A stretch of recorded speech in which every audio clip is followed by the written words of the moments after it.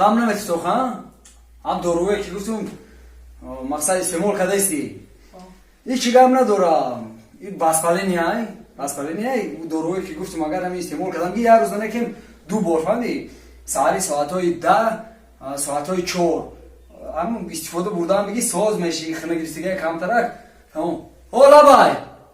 خیلی تمام کن پوش با ما آدم ما آدم رو قبول کنم حالا بای که گوش میکنم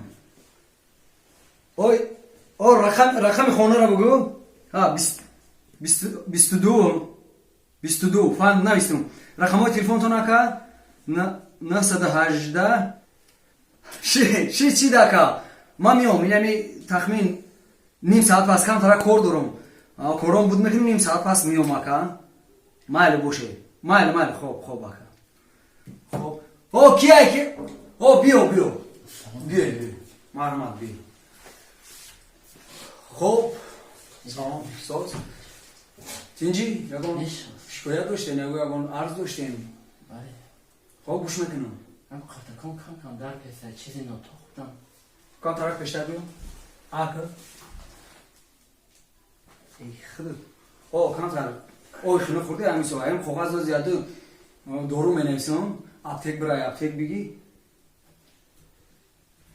اپتیک بگی و چی کن یا 3 روز استعمال کن ساز میشی خب مالش رحمت خب مالش بیمار چی بود بوی خودر بوی منجا خوب بود یا خبر بگیم شن خودر بوی بوی خودر بوی بیا دختره ساز بوی خودر بوی بیا شما بیا ساز تیج بهتر شدی اخی بیا شما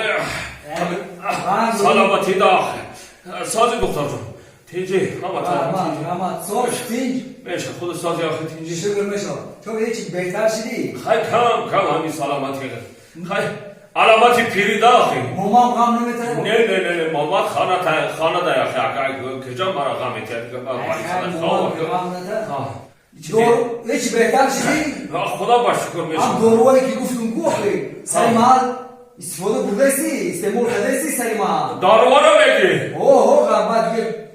وای ایدالای قربم که بو چو کرد یا دکتر جان آقا بیا دارو رو